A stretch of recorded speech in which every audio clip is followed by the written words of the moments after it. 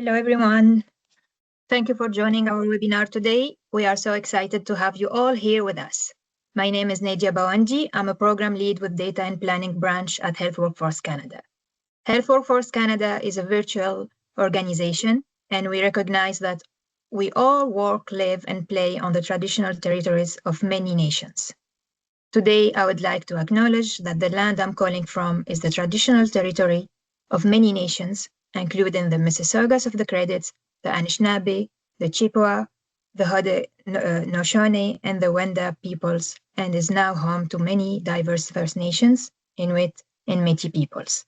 We invite you to also reflect on the lands you are joining from today. So before we begin, I'll be sharing a few quick housekeeping notes. All participants are automatically muted to keep the audio clear. The session is being recorded and will be made available to those unable to attend the webinar. The recording may also be posted online. In addition, a written summary will be shared afterwards. Captions in languages other than English are available in Teams and can be enabled during the session. Instructions on how to activate this feature are provided in the chat. You will see also a Q&A options on your screen. Please add your questions there at any time. I'll collect them and bring them forward during the live Q&A sessions. After the session, we will be sending out a survey to gather your feedback. In the meantime, if you experience any technical issues, please let us know in the chat and our support team will assist you. So now I will pass it over to Lynn McNeely, our Director of Data and Planning, to make some welcoming remarks. Over to you, Lynn. Thanks, Nadia. And I think we're kicking it off with maybe a bit of technical. A couple of people are having trouble connecting with the audio. So maybe just, I don't know if it's to go out and come back in because others seem to be okay with it. But maybe I'll just pause there and make sure it's not a mass problem. For anybody, okay, we're getting notes that it's fine. Excellent. Okay, thank you. All right. Oh, well, echoing Nadia's thanks for having everybody join us today. As she mentioned, I'm Lynn McNeely, Director of Data and Planning here at Health Workforce Canada. I apologize for my voice. I'm recently back from vacation where I have taken my 3 boys in their mid to late 20s to Ireland for St. Paddy's Day, and it turns out I can't keep up. I came home with a nice case of bronchitis, but there you go. Anyhow, what we're aiming to contribute to today is contributing to that advancing health workforce planning for rural and remote regions of Canada. And it's a takeoff from our fall symposium where we had hosted a workshop on the same topic on rural and remote issues and advancements that people are making in this space. And one of the key themes that came out of that was how important local context is in having in this space. And not just from the perspective of understanding the population's need, but also from the delivery of care aspect. And when I think about this, I'm often brought back to my days as a visit nurse with the VON back in the late 90s. And I covered both urban and rural district coverage. On an urban day, I'd see, between 8 to 10 people. On a rural coverage day, I'd see 2 to 3, mostly because of the driving. I was driving most of the time. But when you did have the visit, the most important part of that visit was the visit. So actually just getting to know somebody. And the fact that I had lived on a farm at the time gave me credibility in terms of building trust to get to the medical aspect of that visit. So I just wanted to, that always comes back to me, and I think we'll hear some of that today as well. What we're going to cover today is we have CIHI joining us, who's going to kick us off with talking about that data and information layer part 2 planning that helps planners get out of the gate in supporting the decisions that they make. We'll hear some insights from Nunavut on how they're progressing health workforce planning in their area. And hopefully that will hold some applicability for some of you on the call, perhaps for planning in your own regions. And then we're going to cap it off just by building some capacity for planning itself, starting out with that using of data and information. So I'll hand it back to Nadia, who's going to introduce you to our speakers, who will take us through the next hour. Back to you, Nadia. Thank you, Lynn. So we are very fortunate today to be joined by Steve Atkinson, Director of Local Analytics at the Canadian Institute for Health Information, Jennifer Berry, Assistant Deputy Minister of Operations for the Government of Nunavut, and Amanda Tardif, Program Lead for Data and Planning at Health Workforce Canada. Steve Atkinson leads CIHI's local analytics team, delivering contextualized analytics from provincial, territorial, and regional health system perspectives, with a focus on establishing a holistic understanding of the population and its health, health system use, health system resources, and health system performance. Mr. Atkinson's interests include leveraging data to inform strategies that can improve the long-term sustainability for Canada's health systems. Steve joined CIHI in 2015 after 14 years with Island Health in British Columbia, where he held senior analytic leadership roles. He held a Master of Public Administration from the University of Victoria. Jennifer Berry is the Assistant Deputy Minister of Operations for the Government of Nunavut and a nursing leader dedicated to advancing equitable, community-anchored health systems. Jennifer has dedicated 25 years to strengthening nursing leadership, Indigenous health, and health system transformation in remote and northern regions. As Nunavut's former Chief Nursing Officer and current AGM of Operations, she had led initiatives that expanded access to care, including virtual care integration, in with specific paraprofessional roles and innovative staffing models that reduced health center closures. Her career reflects a deep commitment to developing nursing leaderships, shaping health policy, and fostering collaborative, culturally grounded approaches that strengthen the profession and improve outcomes for Nunavut.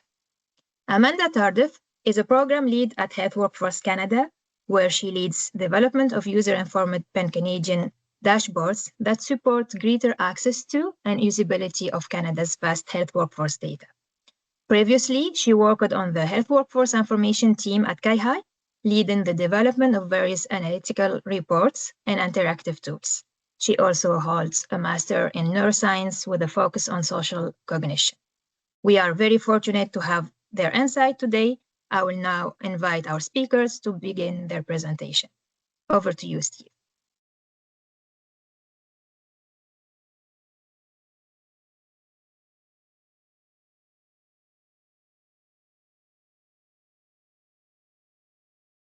Just Steve, you are muted. Sorry. Are folks able to see my screen? Yes, we can see it. Fabulous. Well, thanks for allowing me to join the group here today. I'm going to be brief. I think I've got 10 minutes here, and I'm just going to write down the time so I know I don't overstay my welcome. So hi, everyone. My name's Steve, and I'm here to share with the group today some planning resources that we've developed at CIHI to support health system decision-making with a particular focus on rural health systems. For those that might be unfamiliar with CIHI, here's a little bit of information.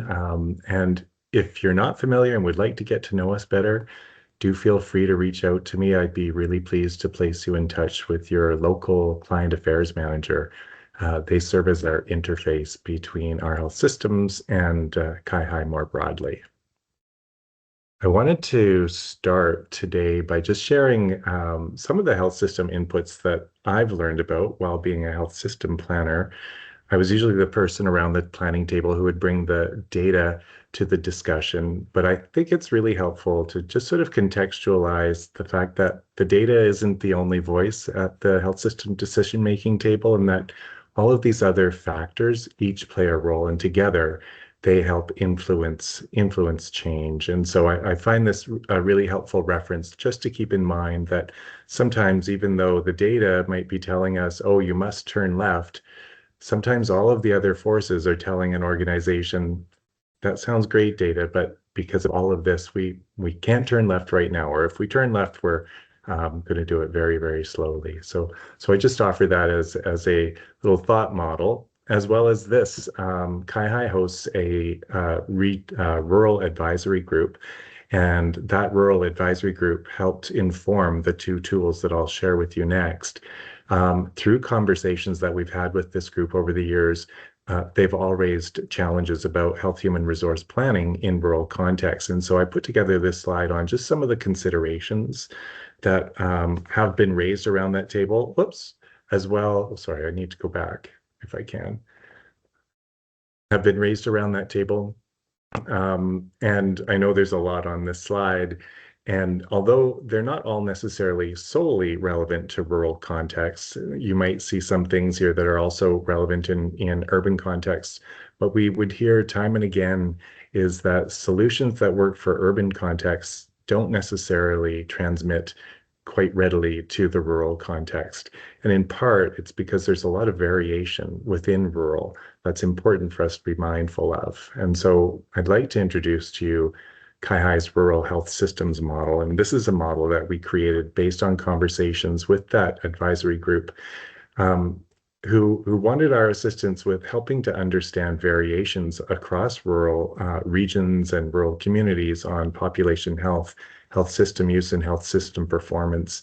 And at the center of the model, we have geographic distance and population size and density, and these are used universally to help define rural, but they're insufficient for helping understand what's happening beneath the surface among rural regions, which maybe at the geographic distance and population size density, they may look the same, but there are important differences under the surface. And so that's what we've included in the perimeter around the orange part of the model. This model is intended as a decision support, a thought tool. My hope is that it's on every planner's corkboard if you've got one, just to help think through the factors that are important for distinguishing among rural regions. Around the perimeter of the model, you'll see we have the health system and community context factors. And these are the factors that the health systems themselves have greater influence on. And holding all other parts equal, under geography and population, there might be important differences in that health system and the surrounding community that could be leading to differences in population health, health system use, and health system performance. So that's one tool. We also offer a little course on that as well. And then the second tool that came up is our Rural Health Services Decision Guide. And that came about through conversations, again, with our rural advisory group. And I should say both these tools were informed by that group, as well as pan-Canadian consultation, as well as research and lit review. The decision guide came about because we were asked, what are the questions we should be asking ourselves when we're contemplating starting, stopping, or reconfiguring a health service?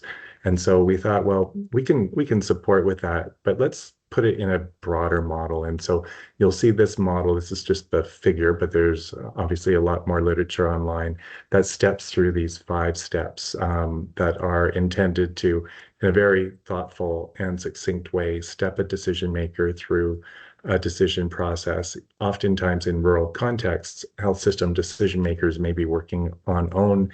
They might not have the advantage of a full data support team, and they just need a little support to help think through comprehensively and systematically some of these important decisions. So now I'm going to share with you our third and final resource that I think is relevant for planning in rural areas, and that's our Health System Context Series. And this came about through conversations, again, with our interest holders who raised, can CIHI do a little bit more to support furnishing the essential context for understanding and interpreting what's going on in, say, health system performance metrics? So we created this resource. It's positioned from the perspective of each and every province and territory. So each has its own set of profiles, and we've included an array of profiles. I think we have 8 out publicly now. We've just released our rural and remote, which I'll show you a little bit in a sec. And the intent is that the profiles serve as a bit of a cognitive exercise where we've brought together a variety of metrics on a particular theme that are perhaps distributed across sources, maybe even organizations, and are sometimes not very proximal. So we've brought them into place with the perspective of the whole being greater than the sum of each part.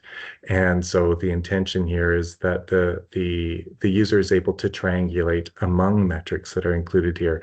They're usually longitudinal metrics, so we can see trends over time. And ideally, we're sparking insight, and the user would look across profiles. And I'll just step us through an example. Here we've got a performance metric, new long-term care residents who potentially could have been cared for at home. British Columbia here might be wondering, why are our rates so much higher than Ontario? And the performance metric on its own won't tell us this, but through the health system context series, we can start to furnish some information about Ontario that BC may not know, that will help them get further from the what over to the why. And of course, health systems will have access to a whole lot more information to help also inform that. But the health system context series provides a short circuit to the start. And the intent here is that the series is used alongside other information. So the health system context series on its own does tell a story, but it becomes enhanced when we're using it alongside information. And here I've used it alongside Health Workforce Canada's provider profiles. So we can look up Alberta on both of these tools and begin to triangulate across them to understand what might be at play.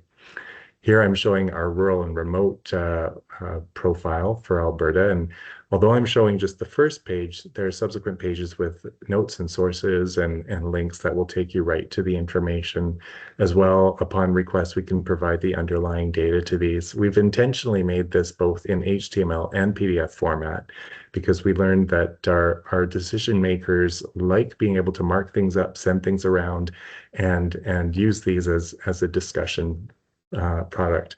So I'm just going to wrap up in my last minute or two with just some national level findings that we have included in our rural and remote resource. And so the rural population nationally is expected to grow very slowly, but there's wide variation across the provinces. And we know within the provinces, there's also wide variation. And so while we might hear that there's little to no growth in the rural population overall, it's important that we're aware that there is expected growth and expected retraction in the size of the population throughout our country. The rural population is older, the fraction 75 plus is greater, higher than urban. So rural did its aging, but we know this is also not true for all rural contexts. So some rural communities and regions are actually much younger than others. And so on the whole, though, rural in Canada is older, but urban is catching up in terms of that fraction, 75 and over. Perceived health between rural and urban populations across the board seem to be somewhat equivalent, but there's wide variation among the provinces and territories, which tells me, again, if we look closer at health regions or community level, there might be even wider variation.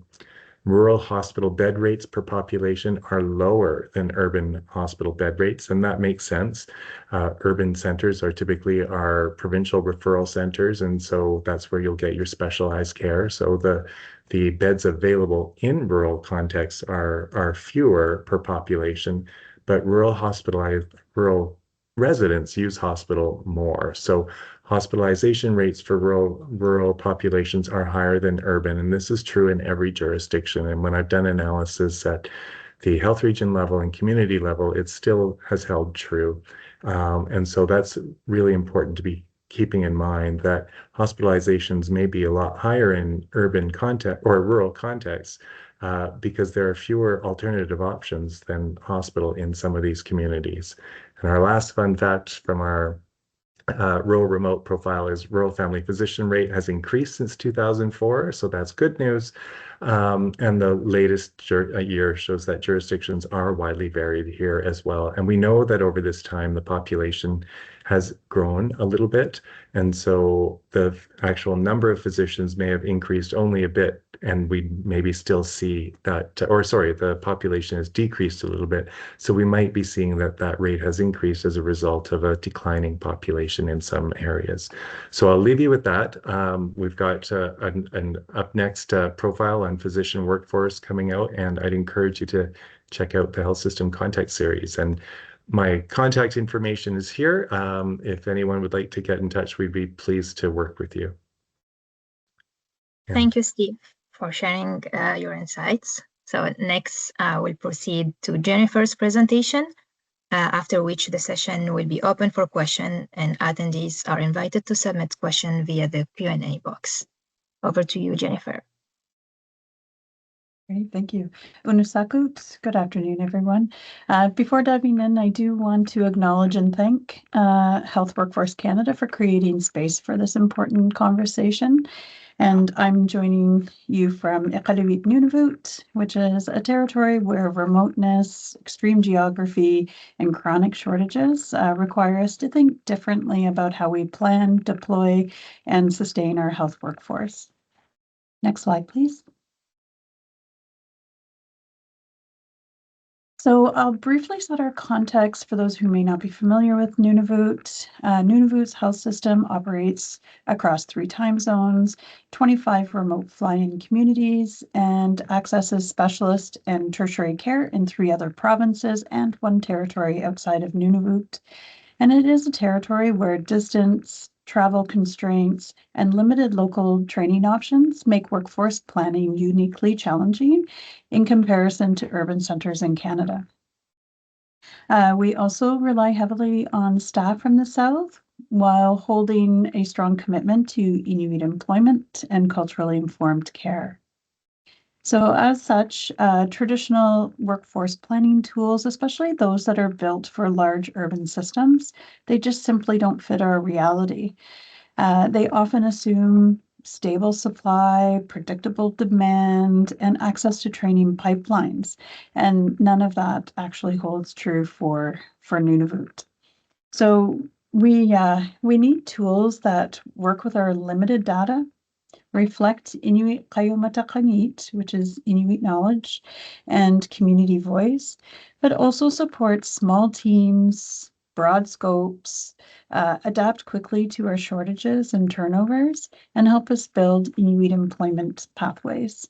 Next slide, please. Because of these complex realities, Nunavut had to rethink what workforce planning looks like.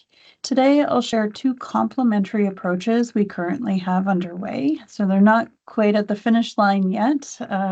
So I'm happy in the future to provide an update through Health Workforce Canada. But the first one is a comprehensive, structured, community needs-based planning project in partnership with Dalhousie University. And the second is, I call it a more organic, frontline, and community-driven model at the Kivalliq Health Centre. But together they show that workforce planning in remote regions can be both rigorous and practical, and that sometimes the most effective solutions do come from starting small. Next slide, please. So the first project is our long-term system-wide planning initiative, where we have partnered with Dalhousie University, which is also a World Health Organization collaborating center, which focuses specifically on health workforce planning and research. So this work will give us a rigorous, evidence-informed workforce planning tools that are tailored specifically for remote community-based care.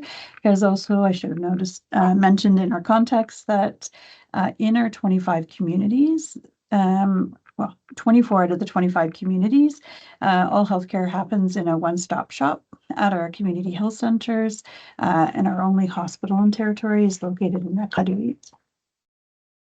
So this project started with a community health needs assessment, which we are completing in 3 communities to start with. And these assessments combine administrative data, so utilization, Medivacs, health center visits, virtual care, for example. It also includes population health indicators, pulling from CIHI data, mental health, public health needs, community engagement is the last part of our community health needs assessment, which is grounded in Inuit Qayumatakanit. And this ensures that planning reflects local priorities and lived realities. It's not based on assumptions. The project also involves developing workforce assessment tools, which help us to examine current staffing, scopes of practice, competency levels, Inuit employment, patient flows, and service gaps, also the impacts of virtual care and new models of delivery. These tools help us understand not just how many workers we need, but what competencies are required. And lastly, the project is centered on integrated needs-based planning framework, which uses a rigorous epidemiological and service-based model to determine what services each community should receive, what competencies are required to deliver them, where gaps exist between needs and supply, and what strategies, short and long term, can close those gaps, including the creation of new paraprofessional roles. And this really has been a major shift for Nunavut. Instead of planning around vacancies, which we have traditionally done, we're planning around community needs and really taking that forward look. Next slide, please. And so the 3 communities that are involved in this project will each receive a comprehensive community health needs assessment, a workforce gap analysis, a set of evidence-based strategies, and validated tools that can be scaled across the territory. So this project really gives Nunavut a long-term planning foundation. So it's structured, culturally informed, and scalable. Next slide, please. So then we'll contrast that very comprehensive workforce planning approach with the Housing University with the approach we're taking at the Kavalik Health Center, which is lighter, faster, and really built from the ground up. So the Kavalik Health Center project started with a simple question. What can we do right now to address service gaps with the data we already have and to make workforce planning more responsive? So to do this, we began with a staff-led SWOT analysis. We used basic utilization and registration data. We used medical travel and Medevac pattern information.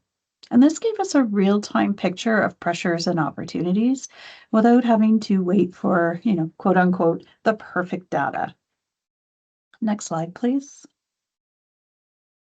And just to quickly touch on and bring back to Steve's presentation, we did use and adapt the CIHI Rural Health Service Decision Guide. And while this guide is not a workforce planning tool in itself, it is a helpful tool to identify new programs or program enhancements to address gaps. And so we took the guide and we adapted it into a decision matrix framework for the steering committee. And this was really important for us as we were having deep engagement with both frontline staff, patients, and community, really soliciting their feedback into how we can improve the health services being delivered from that health center. And we needed to have a tool that was objective. It was going to encourage feedback versus discourage suggestions and input from the community and frontline staff. Next slide, please. So while both planning projects, both the Dalhousie University project and the Kavalik Health Center, will use a function-based or competency-based workforce planning approach to determine the right health workforce mix, the Kavalik Health Center, though, has function-based planning as its central feature, as it's focusing on changes to specific program areas. So what does this look like in reality? Once we have a program need that's identified, so we'll use the example of chronic disease management for patients with COPD. We break down that program into specific functions and tasks. So what will happen within that program to be successful? And then we ask a series of questions. Which health workers can safely perform those functions and tasks? Do we need nurses, or can we look to other professions or paraprofessionals to do this work? Really trying to look at roles that may not be considered traditional within primary healthcare space. And then are there specific tasks that can be completed by non-regulated care providers with targeted training? And so once we've identified the workforce options, it was important for us to verify the sustainability of the proposed workforce, which simply means what does the national workforce supply look like for each of these professions. And this is where both CIHI and Health Workforce Canada have very helpful data on national supplies, but also that, the trending, where are we heading to in each of the profession areas. And I really cannot stress how important this step is in workforce planning, because the last thing you want to do is to invest time and resources into developing and integrating new care teams, only to end up in the very near future in another critical workforce shortage. So taking the time to verify the sustainability of your new models and your workforce mix is very important. So overall, in the Kavalik Health Center model, it's nimble, it's responsive, grounded in community. We can scale it up depending on how many program areas or service areas we're looking to change, amend, add new. So it's just a nice comparison between the Dalhousie project and the Kavalik Health Center. Next slide, please. So this approach of thinking beyond traditional roles has already led to creative, sustainable solutions in Nunavut. I'll just highlight a couple. So paramedics, we integrated paramedics into our primary care models during the nursing shortage to help maintain 24/7 access to care across the territory. We selected this role because there was a strong national supply of paramedics, their competencies aligned well with the care gaps we identified, and their training pipeline is relatively short. In addition to robust national workforce data, there was clear evidence that many paramedics were seeking work outside of the high-intensity emergency and pre-hospital environments where exposure to traumatic events and PTSD-related risks is more common. So this created a strong alignment between our Nunavut's needs and a workforce looking for alternative community-based roles. And similarly, with respiratory therapists, we will be integrating RTs into our primary care model later this year to support the gaps in our COPD and asthma management. And RT, similar to paramedics, there's studies that have shown that there's an increased number of RTs that were considering leaving their clinical roles, both during and post-pandemic. So in a lot of the RTs were reporting higher levels of moral distress, depression, anxiety, and PTSD symptoms. So again, there's a workforce that's looking for alternative care settings to practice within. And the last piece is on the new paraprofessional roles. We are focused heavily on task sharing models that help to create new pathways and employment opportunities for Inuit. And so basic radiology technicians and public health assistants are two roles that have been highly successful and safe, because we usually get that question about whether or not it's safe practice, and it is. So really looking to fill gaps with roles that don't exist elsewhere in Canada. So we have to develop our own internal training programs that are really targeted to the tasks and functions of each of these roles. Next slide, please. So what we've learned is that scalable workforce planning in Nunavut requires flexibility, cultural grounding, and real alignment with community needs. Large structured models like the Dalhousie project and small iterative strategies like the introduction of paramedics or the Kavalik Health Center model both have a place. By designing innovative, function and competency-based planning and paraprofessional roles, we have been able to open up new care pathways and create meaningful employment for Inuit, as well as an ability to introduce new healthcare roles not seen in most traditional primary healthcare team models. So ultimately, the success comes from approaches that can adapt as communities and operational realities evolve. Next slide, please. And I will close with one key message. And if you didn't hear anything else in the presentation, I hope you listened to this one, is do not overcomplicate. Start where you are, use the data you have, and just start building models that fit your context, not someone else's. Meaningful workforce planning can happen at any scale, from a territory-wide framework to a single program redesign. What matters is that it's culturally grounded, evidence-based, and responsive to the realities of remote care. Koyen and me, thank you for your time today. Back to you, Nadine. Thank you, Jennifer, and thank you both for sharing those invaluable insights. We'll now begin the Q&A session. I will address a few questions during this initial segment while ensuring we remain on schedule. So I can see a question from Campbell Kayala, and I think this is for you, Jennifer. Where should people go to indicate their interest in providing services in Nunavut? Sorry, you are muted. They can come to me. I think you will be providing contact information.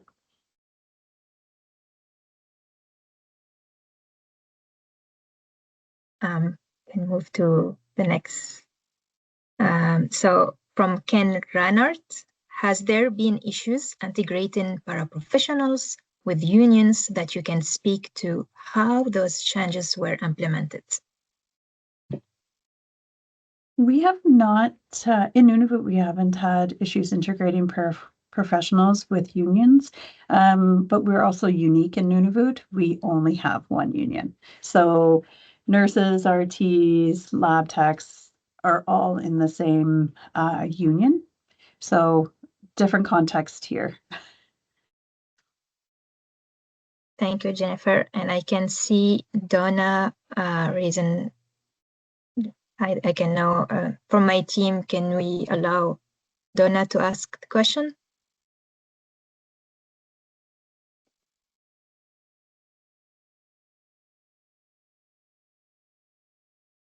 While we wait for technical fix, there is another question from Kevrock, and sorry if I mispronounced the name. I'm from Halifax. Are you able to share the name of the Dalhousie contact for your project one? And I guess, Jennifer, you can do it via chat. Yeah, and I'll have to pull up contact information, but I can put it into the chat. Or we can share after the webinar or the remaining question and contacts that is asked here. I will take another question just before moving on. Where can we access a copy? Oh, this is for us, a copy of presentation. So we'll provide all the presentation after this webinar. And can Jennifer provide any resources, for example, decision-making metrics?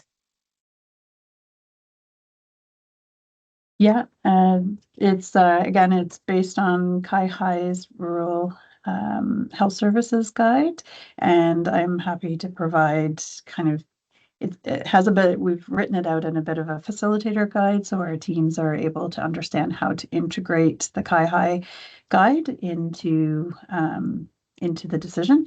So as long as Steve, you don't have concerns. Okay. Perfect. Perfect. So I think, unless I missed one question, I think we are, I can see in the Q&A. So we have one from Liz.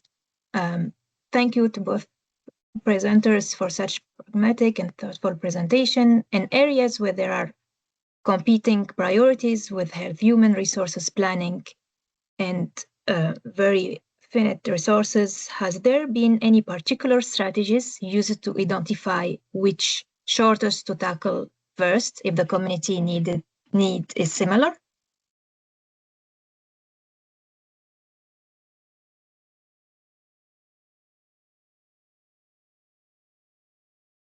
And just for information, we'll take this last question before moving to the next session.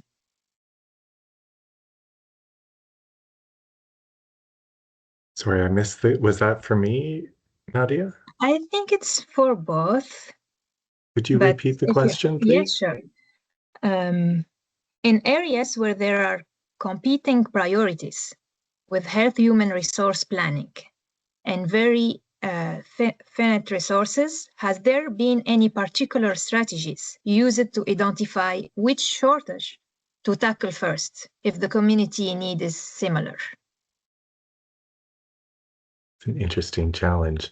I would bet that maybe I would first go to my first slide around looking at the data, looking at the best practices, looking at legislation and economic situation to help inform whether one community or pull is greater than another, and then as well also looking at that rural health systems model to help identify, are there some features about either the communities that are distinctive that may inform perhaps another solution is better suited to one community over another. But I don't know of any examples that come to mind of where there's been this practical tension between two communities or needing to ration human resources across two and needing the information to inform that. But perhaps Jennifer has a lived example with all of your community health centers. Yeah, I've got about 20 years of lived experience with that. It is our lived reality across all remote jurisdictions. I think it's something that has challenged us for a long time. And it does, I think, going back again, being able to come from a very objective place around how are you making decisions. It comes back to that rural health service guide and why we needed to be able to say, okay, we run it through, the 6 key themes of the rural service decision guide to help us be able to communicate why we're selecting certain recommendations or selecting to implement certain recommendations or feedback from staff and community members. But then the other piece is really looking at what the gap is. So people often will say broadly, oh, we need to have, I don't know, I can't even think right now. Anyways, people often come with a very broad ask. And being able to understand what it is in that ask that people are truly looking for. And sometimes you don't need any additional resources. Sometimes you don't need any additional money. It's about understanding who's doing what within that program area.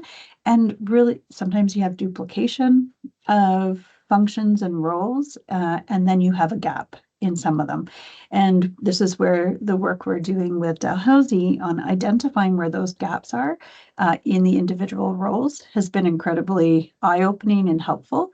And so then we can look at redesigning the roles and redesigning who's actually in the on those care teams filling those gaps. So sometimes you actually don't need additional resources once you actually look at what's happening within a certain program area. Thank you, Jennifer, and thank you, Steve. So just in the interest of time, I'm going to pause the Q&A here so we can move into our capacity building segment. For any questions we didn't get to, and I can see a lot, speakers may respond in the chat or the Q&A box, and we may revisit some of the end if time allows. So now Amanda Tardif from Health Workforce Canada will lead the short capacity building exercise. We'll use Mentimeter for interactivity, so please join in when the question appears. And as always, feel free to drop any questions in the Q&A and we'll address them. Thank you. Over to you, Amanda. Thank you, Nadia. Hi, everyone. Really happy to be here today. As said at the top, I'm Amanda Tardif. I work as a program lead in the data and planning branch here at Health Workforce Canada. And specifically, I lead our dashboard portfolio of work. So building off what's been shared so far today in terms of like ways of thinking and processing information in the context of planning. As Nadia said, I'm going to take us through a brief example and an activity that will bring more into focus the ways that you, as someone who uses data to support health workforce planning in the various capacities you may have around the country, ways that you can leverage data products such as the one that Steve shared, as well as Health Workforce Canada's dashboards. Next slide, please. So when Health Workforce Canada first came online, the main thing we were hearing was there's so much data out there, it needs to be brought together and kind of rescued from where it's sitting stranded so that we can make sense of it. And there actually is a lot of data and information on the health workforce that's available across the country. And so our tools and products are really designed to help you have greater and easier access to those data and make sense of it for planning. However, even with all that's out there being brought together, now the question is more around, okay, it's nice, it's all together, but what does it all mean to me? And I think this really stems from the fact that the meaningful questions that folks have at the local, regional, and jurisdictional level, they might not directly match up with how data is presented within these various tools you can find. Often they're designed for more of that pan-Canadian audience or take a more general lens. And so naturally, they can't always capture all the nuances from across our vast and diverse country. So the gap between that and your specific question can make it a challenge to pull out the meaningful insights specific to your needs. But instead of this gap being a dead end or a roadblock, today's activity is really about thinking of it more as just like a gateway to the next steps, which involves layering information from across different tools to help clarify things and really add more texture, improve your understanding of the bigger picture, and maybe lead to new questions that you need to explore further.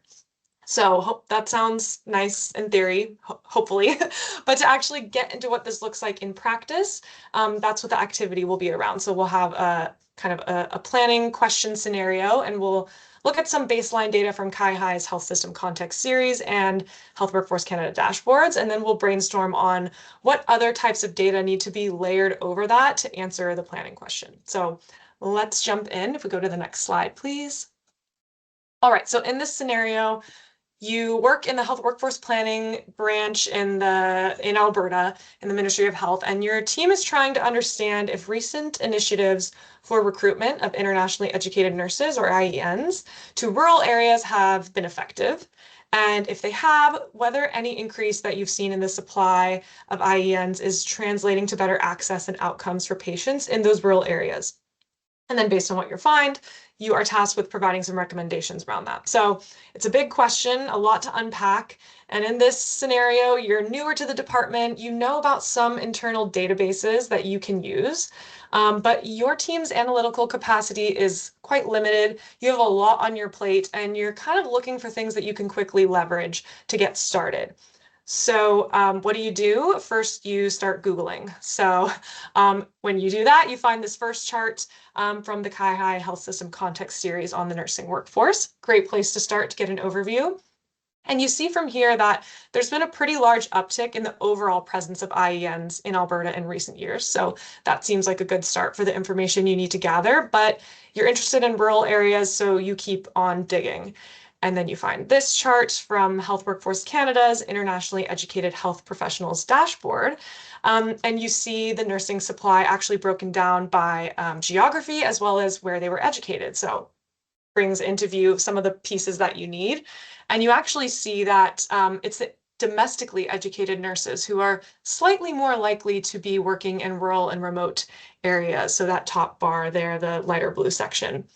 And of the IENs that are practicing in Alberta, only a small sliver of them are actually working in rural areas. But there's still some more you need. Like, these data are clearly related, but a lot is missing. One takes a high level trend over time. The other is a snapshot of 1 year. And while it does have some granularity, there's a lot more that you need to know. And you've been searching a while and nothing you found exactly got to the root of your original question. So you might feel like you're at that dead end, but this is really just the starting point for the overall puzzle you're building. So to keep getting those puzzle pieces, you need to ask yourself some more questions to lead you to that next piece to layer. So next I'll go through some examples of those questions that will set us up for the activity. I promise we're getting to the interactive part soon. So we can go to the next slide, please. All right, so some questions that you might need to ask yourself here are around understanding the indicators themselves. And Steve kind of touched on this a little bit in terms of we're looking at things that are increasing and decreasing. How are those things happening relative to each other? You need to kind of look under the hood a little bit and understand what are you actually looking at. There might be some other breakdowns that you need to look at, maybe like about place of work or the roles that people work in to understand the impact of any increases you observe. You also might find, you're not the first person to ask this question. So who can you speak to? Are there other examples from across the country you can look at? And then, Catherine, I think you're driving the slides. We'll just go ahead and pull up all the other ones so we can get a sense for the different types of questions that you could ask yourself. Going beyond quantitative data, thinking about qualitative information you can get, maybe just from speaking to people, community health leaders. What are the experiences of IENs working in those areas and the patients as well? Where can you get information around the policy landscape and how's that impacting the changes that you see? And Jennifer touched on that critical piece of the sustainability. So do you expect those policies to still be in place? Are they changing? How are things going to be evolving over time? So these are just some examples. There would be, probably a lot more questions that you could come up with, but we'll go ahead and go to the next slide to talk about the activity around these questions. All right, so this is where the layering piece really comes into play. So for the Menti activity, the goal will be to brainstorm what those data layers actually need to be. So we've just talked about kind of the baseline findings, the questions that came up from looking at those baseline pieces of data. And now we're looking to identify what actual additional data would you try to find to answer them. So we can go ahead and get logged into the Menti using the details on the slide. And once you're in, you can just start putting in some ideas. So I think Catherine's going to be pulling it up shortly. Yep, there it is. So again, looking for examples of data we need to further explore to create those layers. How are we really going to sharpen our understanding of what's going on? Like we have those first two pieces of information, but we need to fill in the blanks.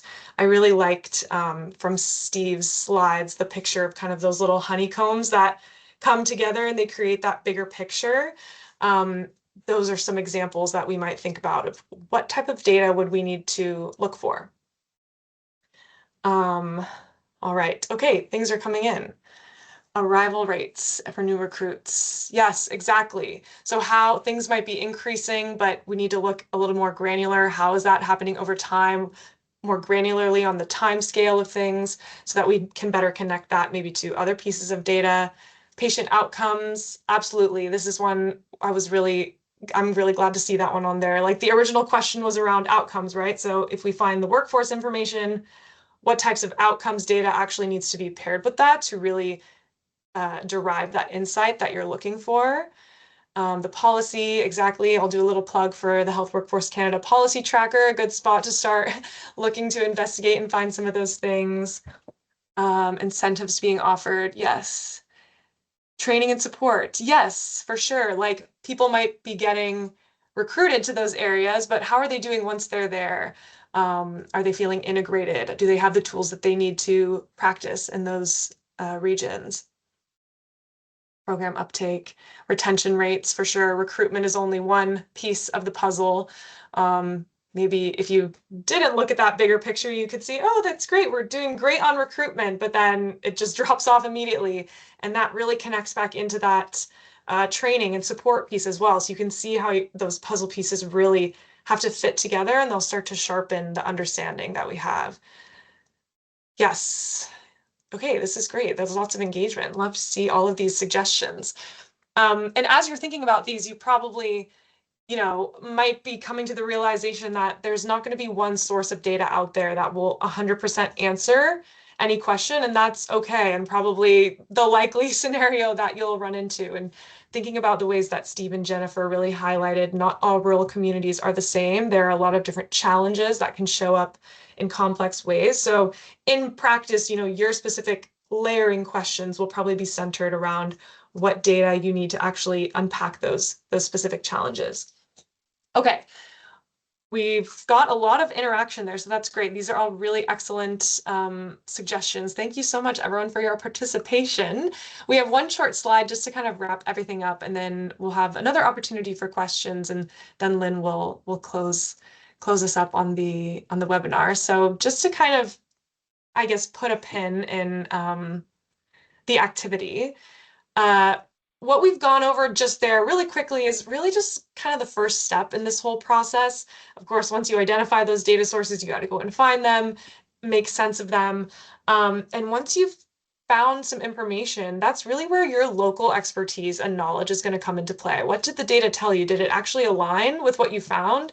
I think Steve put it really well. Like, the data might be saying go left, but everything else says go right. How do you match those together? Maybe you realize you're not even asking the right question, and so you have to go through the process again. But then once you have those insights, this is really where we can start to see the change happen. You know, what can you control in your role or influence to see the desired shift, whether that's in the process, decision-making, recommendations, creating planning tools like Jennifer spoke to, or even influencing improvements in the data foundation itself as far as what's collected and how comprehensive it is. So, and of course, the piece around sustainability as well. So that was a quick run through kind of that. I'm really happy to see all the participation in the activity. If you're curious about more examples of this, we've actually just published 2 short reports that we've titled From Data to Insights that explore this using a bunch of different data sets that are available from Health Workforce Canada's dashboards, and kind of how we went through that layering process and what sort of questions you would ask yourself once you've done that step.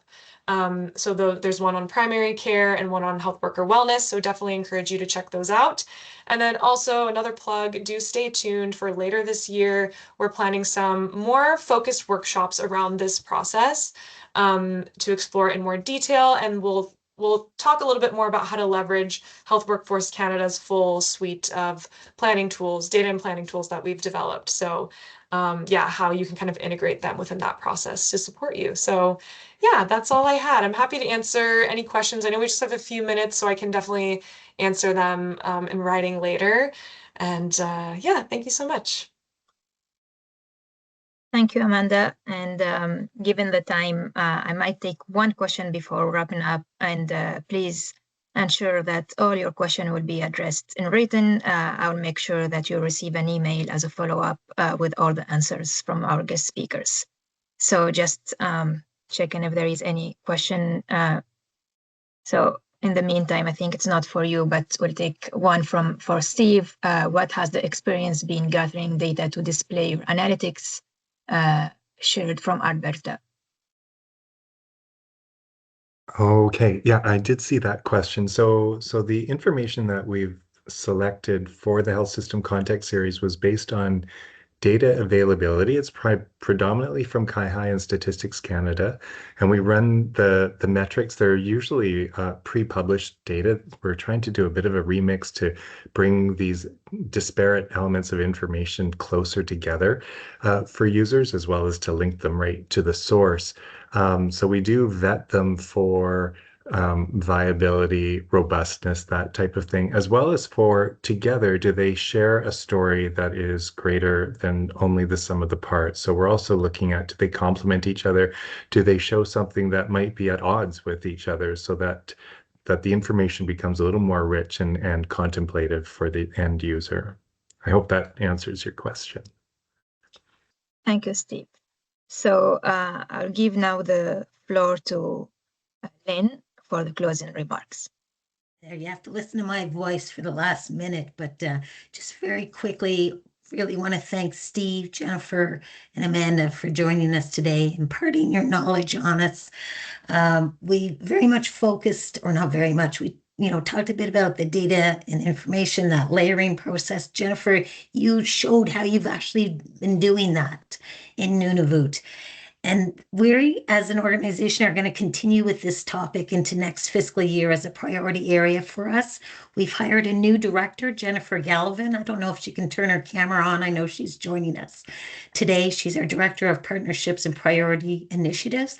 She'll actually be standing up a round table on this topic this coming fiscal year to develop a rural and remote health workforce action plan, where an in-person discussion will take place in Yukon later this June. And that's where it'll be that deeper dive into some of the stuff Jennifer talked about, like looking at what it looks like from a reality perspective. But just wanted to thank everyone again. Thank you for participants for joining us. And Jennifer, your one message, if we all take away, do not overcomplicate. Oh, I love it.